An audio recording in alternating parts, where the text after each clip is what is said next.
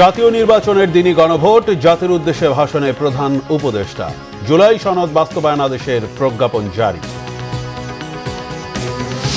নির্বাচিত সংসদেই অমীমাংসিত বিষয়গুলো সমাধানে আশাবাদী মির্জা ফখরুল। গণভোটে 4টি বিষয়ে প্রশ্ন জনগণের উপর জবরদস্তি, সালাউদ্দিনের মন্তব্য। একই দিনে গণভোট ও নির্বাচনে পূরণ হয়নি জন আকাঙ্ক্ষা, বললেন গোলাম পরোয়ার। আপত্তি না থাকলেও ইসির সক্ষমতা নিয়ে সন্দিহান এনসিপি।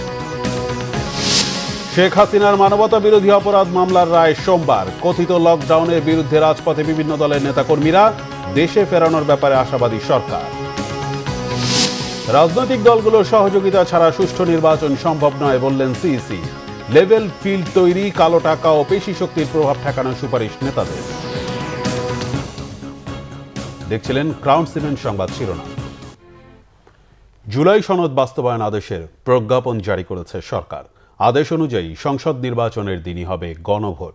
তত্ত্বাবধায়ক সরকার, প্রধানমন্ত্রীর ক্ষমতা সীমিতকরণ, রাষ্ট্রপতির ক্ষমতা বৃদ্ধি, দ্বিকক্ষ বিশিষ্ট সংসদ, বিরোধী দল থেকে ডেপুটি স্পিকার, মৌলিক অধিকার সম্প্রসারণ ও বিচার বিভাগের স্বাধীনতা সহ জুলাই সনদে ঐকমত্য হওয়া সহ 30টি বিষয় বাস্তবায়নে বাধ্য থাকবে নির্বাচনে বিজয়ী দল।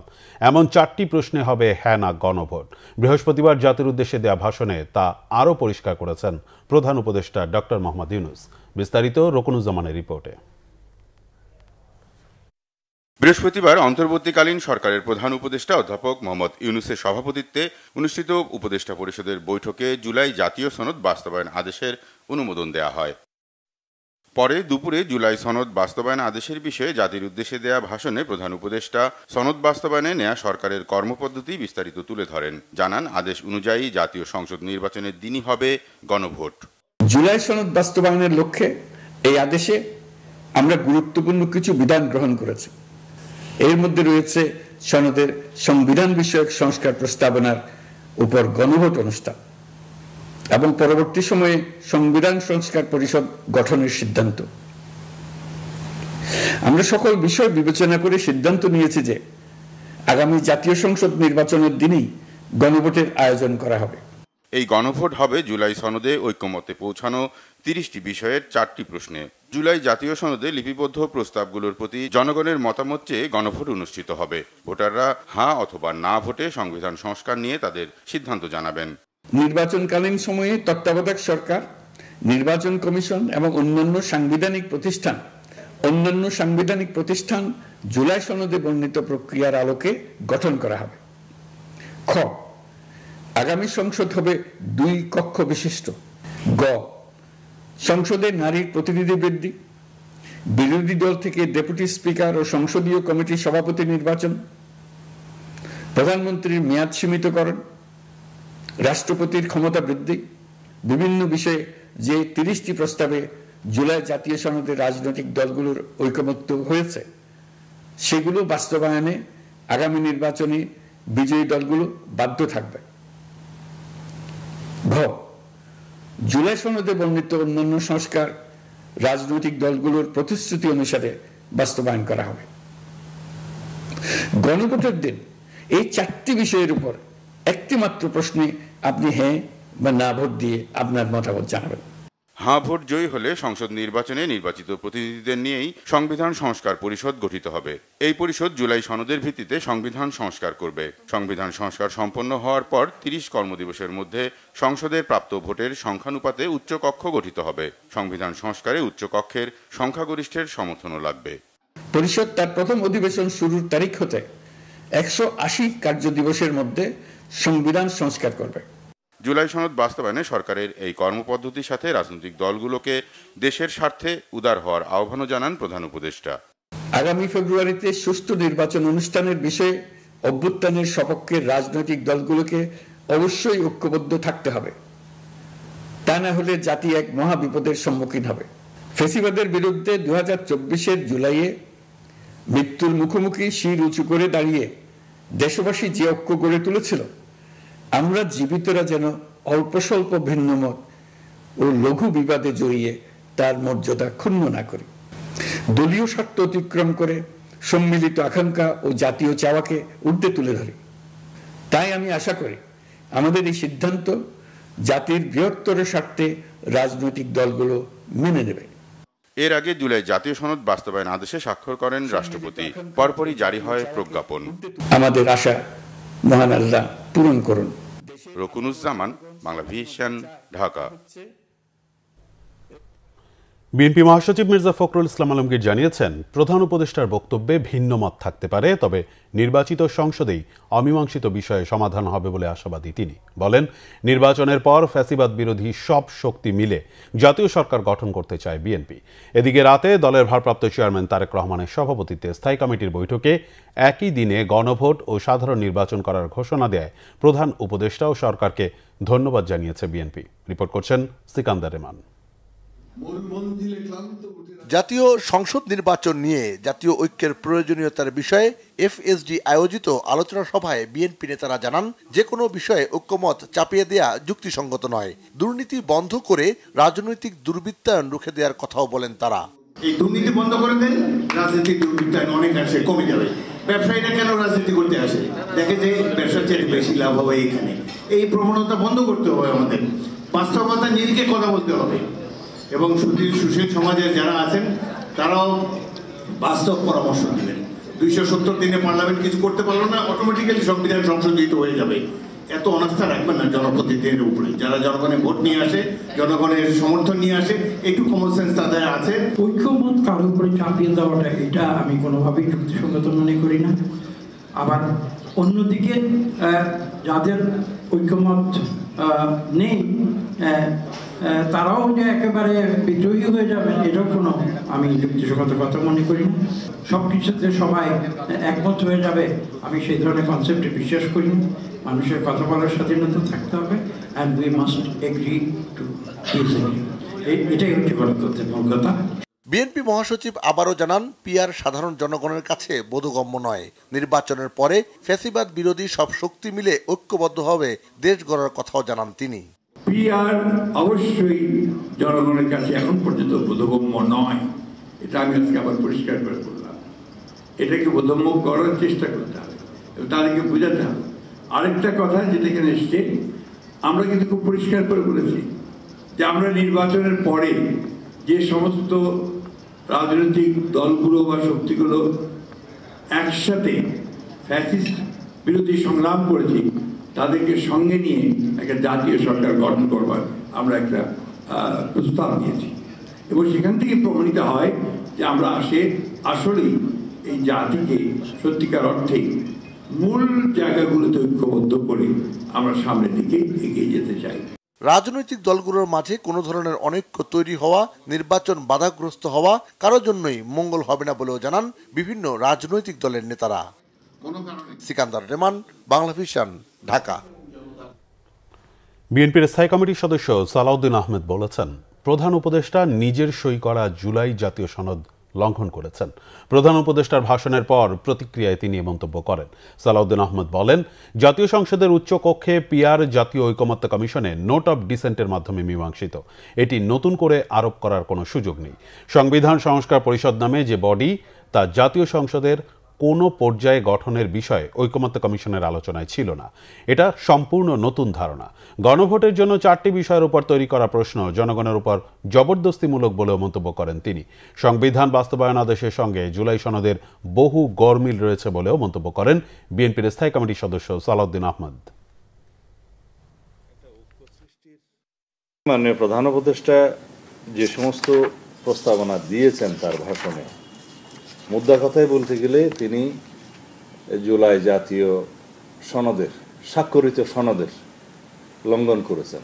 সংবিধান সংস্কার পরিষদ গঠনের বিষয়ে কোনো আলোচনা ঐকমত্য কমিশনের এজেন্ডায় ছিল না। রাষ্ট্রের মধ্যে একটা ঐক্য সৃষ্টির পরিবর্তে কি অনৈক্য সৃষ্টি করতে যাচ্ছি? তো জাতীয়ভাবে কি আমরা কোনো বিভাজন সৃষ্টি করতে চাচ্ছি? এবং এই বিভাজনের দায় দায়িত্ব কি মাননীয় প্রধান উপদেষ্টা নেবেন? একই দিনে গণভোট ও জাতীয় নির্বাচনের সিদ্ধান্তে জন আকাঙ্ক্ষা পূরণ হয়নি বলে মন্তব্য করেছেন জামাত ইসলামীর সেক্রেটারি জেনারেল মিয়া গোলাম পরওয়ার। 16ই নভেম্বরের কর্মসূচি অব্যাহত থাকবে বলেও জানান তিনি। দলের কেন্দ্রীয় কার্যালয়ে সংবাদ সম্মেলনে জামাতের সেক্রেটারি জেনারেল এসব কথা বলেন। একই দিনে গণভোট আর জাতীয় নির্বাচনের ঘোষণা দেওয়ায় জনগণের আকাঙ্ক্ষা পূর্ণ হয়নি। যে সংকটমুক্ত স্বচ্ছ নির্বাচনের আশা আমরা করেছিলাম, সে সংকটটাই কিন্তু রয়ে গেল। জাতীয় নির্বাচন সুষ্ঠু সুন্দর হওয়ার প্রশ্নে আমাদের যে ঐক্যমত এবং আমাদের যে প্রচেষ্টা, সেখানে একটা সংকট আমাদের রয়ে গেল। 16 তারিখে আমাদের শীর্ষ নেতৃবৃন্দের বৈঠক হবে। সেই বৈঠক থেকেই ওই কর্মসূচির এবং এই ভাষণ সংক্রান্ত বিষয়ে 8 দলের কি প্রতিক্রিয়া সম্মিলিত হবে আমরা আশা করছি আমাদের শীর্ষ নেতৃবৃন্দ সেদিনই সব বক্তব্য রাখবেন। এর আগে যে ঘোষণাগুলো দেওয়া হয়েছে সেটা বহাল আছে। একই দিনে গণভোট ও জাতীয় নির্বাচনে আপত্তি নেই এনসিপির। তবে নির্বাচন কমিশন সক্ষমতা দেখাতে না পারলে বিব্রতকর পরিস্থিতি তৈরি হবে বলে মন্তব্য করেছেন এনসিপির সিনিয়র মুখ্য সমন্বয়ক নাসিরউদ্দিন পাটোয়ারি। বাংলা মোটরে দলের কেন্দ্রীয় কার্যালয়ে এনসিপির কৃষক উইংয়ের এক আলোচনা সভায় তিনি মন্তব্য করেন। বলেন, বিএনপি জামাতের বিভেদের কারণে আওয়ামী লীগ ফেরার সুযোগ পাচ্ছে এবং যে জাতীয় যে নির্বাচন সেটা একই দিনে হোক, আমাদের কোথাও কোনো সমস্যা নাই, আমরা এটাতে ফ্লেক্সিবল। কিন্তু ইসি যদি সক্ষমতা না দেখাতে পারে সেখানে একটা বিব্রতকর পরিস্থিতিতে বাংলাদেশ হলে পড়তে যাবে। এজন্য আমরা সরকারের কাছে আবেদন রাখবো, বিভিন্ন যে রাজনৈতিক দল আছে তাদেরকে আবেদন রাখবো, আপনারা একটা টেবিলে বসে আমাদের যে নির্বাচন কমিশন রয়েছে সেটাকে শক্তিশালী করুন। যদি নির্বাচন কমিশনকে শক্তিশালী না করা যায় তাহলে একই দিনে গণভোট এবং যখন জাতীয় নির্বাচন দেওয়া হয় তখন ওই দিন এটা হুমকির মুখে পড়বে। শেখ হাসিনা সহ 3 জনের বিরুদ্ধে করা জুলাই আগস্টের মানবতা বিরোধী অপরাধের মামলার রায় দেয়া হবে 17ই নভেম্বর। বৃহস্পতিবার আন্তর্জাতিক অপরাধ ট্রাইব্যুনাল 1 রায়ের এ দিন ঠিক করেছে। শেখ হাসিনার সর্বোচ্চ শাস্তি ও ন্যায় বিচার প্রত্যাশা করছে প্রসিকিউশন। আসামি পক্ষের আইনজীবীর প্রত্যাশা খালাস দেয়া হবে শেখ হাসিনাকে। নাবিল জাহাঙ্গীরের রিপোর্টে বিস্তারিত। জুলাই আগস্টের মানবতা বিরোধী অপরাধের অভিযোগে সাবেক প্রধানমন্ত্রী শেখ হাসিনা, সাবেক স্বরাষ্ট্রমন্ত্রী আসাদুজ্জামান খান কামাল ও সাবেক আইজিপি আব্দুল্লাহ আল মামুনের বিরুদ্ধে করা মামলার রায়ের তারিখ ঘোষণা কেন্দ্র করে বৃহস্পতিবার সকাল থেকেই আন্তর্জাতিক অপরাধ ট্রাইব্যুনাল এবং সুপ্রিম কোর্ট এলাকায় ছিল কঠোর নিরাপত্তা। সকাল 9টা 5 মিনিটে প্রিজন ভ্যানে করে কারাগার থেকে ট্রাইব্যুনালে আনা হয় মামলার রাজসাক্ষী সাবেক আইজিপি চৌধুরী আব্দুল্লাহ আল মামুনকে। দুপুর 12টায় ট্রাইব্যুনালের কার্যক্রম শুরু হয়। প্রসিকিউশনের আবেদনে সোমবার রায়ের দিন ঠিক করে আদেশ দেয় বিচারপতি গোলাম মর্তুজা মজুমদারের নেতৃত্বাধীন আন্তর্জাতিক অপরাধ ট্রাইব্যুনাল 1। আসামিদের সর্বোচ্চ শাস্তি প্রত্যাশা করে চিফ প্রসিকিউটর তাজুল ইসলাম বলেন, বিশৃঙ্খলা করে ন্যায় বিচার বাধাগ্রস্ত করা যাবে না। আশা করছি ইনশাআল্লাহ 17ই নভেম্বর আদালত তার সুবিবেচনা, তার প্রজ্ঞা প্রয়োগ করবেন এবং এই জাতির যে বিচারের জন্য আকাঙ্ক্ষা, যে তৃষ্ণা, সেটার প্রতি তারা সুবিচার করবেন এবং একটি সঠিক রায়ের মাধ্যমে বাংলাদেশে সংগঠিত মানবতা বিরোধী অপরাধের একটা ইতি ঘটাবেন এবং ভবিষ্যতের জন্য এই রায়টি ইনশাআল্লাহ দৃষ্টান্ত হয়ে থাকবে তেমন একটি রায় আমরা প্রত্যাশা করছি। আমরা সর্বোচ্চ শাস্তি আদালতের কাছে প্রেয়ার করেছি, আদালত তার সুবিবেচনা প্রয়োগ করবেন। সরাসরি যদি কেউ বিচার প্রক্রিয়াকে বানচালের জন্য কোনো হুমকি দেন, কোনো কার্যক্রম করেন, ডেফিনেটলি সেটা আদালতের প্রতি, আদালতের প্রসেস, আদালতের প্রক্রিয়াকে বাধাগ্রস্ত করার শামিল হবে এবং যারা উস্কানি দেবেন, যারা সন্ত্রাস করার চেষ্টা করবেন, সেই ব্যাপারে আইন অনুযায়ী রাষ্ট্রের পক্ষ থেকে পদক্ষেপ গ্রহণ করা হচ্ছে, ভবিষ্যতেও হবে। শেখ হাসিনা ও আসাদুজ্জামান খান কামালের পক্ষে রাষ্ট্রনিযুক্ত আইনজীবী খালাস প্রত্যাশা করে জানান, মামলার প্রক্রিয়ায় তাকে সব ধরনের সহযোগিতা করা হয়েছে। আমার প্রত্যাশা আমার ক্লায়েন্টরা খালাস পাবে। বিচার প্রক্রিয়া আমার দেখা মতে কোনো অস্বস্থতা আমি দেখি নাই। রাষ্ট্রপক্ষ থেকে যে সমস্ত কাগজপত্র, ডকুমেন্ট, দলিলাদি আমি পেয়েছি তার আলোকে আমাকে আপনার মামলা করতে হয়েছে। সেইখান থেকে রাষ্ট্রপক্ষ থেকে আমাকে কোনো রকমের ইন্টারাপ্ট করে নাই এবং তার যথেষ্ট কাগজপত্র যা যা দরকার, যা যা ওনাদের কাছে ছিল, নিয়ম অনুযায়ী, আইন অনুযায়ী যে সমস্ত ডকুমেন্টস আমার পাওয়া উচিত সে সবগুলি ওনারা আমাকে দিয়েছেন। আমার তরফ থেকে চেষ্টার কোনো ত্রুটি ছিল না। এদিকে ন্যায় বিচারের প্রত্যাশা শহীদদের স্বজনদেরও। আমার মিরাজের বিচারে যাত্রাবাড়ির একটা পুলিশ যাতে কোনোভাবে ছাড়া না পায়, তাদেরকেও ফাঁসির কাজ করায় দাঁড় করাতে হবে। কারণ ওরাই তো আঁটু গেড়ে প্রতিযোগিতা করছিল যে কার আগে কাকে মারব। একটা বাবার কান্দে ছেলের লাশ, যেই বাবাই জানে আমার ছেলে কত স্বপ্ন ছিল। উনি ফিনিশার ছিল, 19-29 বয়স ছিল তার। এই মামলায় শেখ হাসিনার বিরুদ্ধে গণহত্যার উস্কানি দেয়া মারণাস্ত্র ব্যবহারের নির্দেশ, আবু সাইদকে হত্যা, চানখারপুলের হত্যাকাণ্ড এবং আশুলিয়ায় হত্যার পর লাশ পোড়ানো সহ ঊর্ধ্বতন কর্তৃপক্ষের দায়ের 5টি সুনির্দিষ্ট অভিযোগ আনা হয়েছে। নাবিল জাহাঙ্গীর, বাংলাভিশন, ঢাকা। কার্যক্রম নিষিদ্ধ আওয়ামী লীগের লকডাউন কর্মসূচিকে ঘিরে রাজধানীতে সতর্ক অবস্থানে ছিল আইন শৃঙ্খলা বাহিনী। গুলিস্তানে আওয়ামী লীগের কেন্দ্রীয় কার্যালয়ে কিছু পরিত্যক্ত ব্যানার ও ময়লা আবর্জনায় আগুন দিয়েছে বিক্ষুব্ধ জনতা। জাহাঙ্গীর আলমের ক্যামেরায় জিয়া খানের রিপোর্ট। লকডাউন কর্মসূচি ঘিরে রাজধানী জুড়ে সতর্ক অবস্থান নেয় আইন শৃঙ্খলা বাহিনী। নগরীর বিভিন্ন পয়েন্টে চলেছে নজরদারি। সড়কের বিভিন্ন জায়গায় বসানো হয় তল্লাশি চৌকি। সন্দেহভাজনদের গতিবিধিতে গোয়েন্দা নজরদারি। কৌশলগত এবং গুরুত্বপূর্ণ স্থাপনাগুলোতে পুলিশের চেকপোস্ট বৃদ্ধি করেছি। এছাড়া আমাদের টহল কার্যক্রম আরও জোরদার করা হয়েছে, গোয়েন্দা নজরদারি বাড়ানো হয়েছে। ফলে নিরাপত্তা বেড়াজালে থাকতে হয় নগরবাসীকে। তল্লাশি করলে দেখা গেছে আমার কাছে না, আরেকজনের কাছে কিছু থাকতেও পারে। ককটেল যে মারতেছে ও তো মেরে চলে যেতেছে, কিন্তু আরো যে 10 পরিবার শেষ হয়ে যেতেছে। গাড়ি কম দেখে আমি যে বাইকে করে আসলাম, বাসে আসলে অনেকটা রিস্ক থাকে অনেক সময় দেখি। হ্যাঁ, একটু ভোগান্তি তো হচ্ছেই। অনেকে দেখি কি মারে, আগুন মারে, পেট্রোল মারে, এই জন্য অনেক রিস্ক থাকে এই বিষয়টা। কার্যক্রম নিষিদ্ধ আওয়ামী লীগের লকডাউন ঠেকাতে মাঠে দেখা গেছে জামাতের সরব অবস্থান।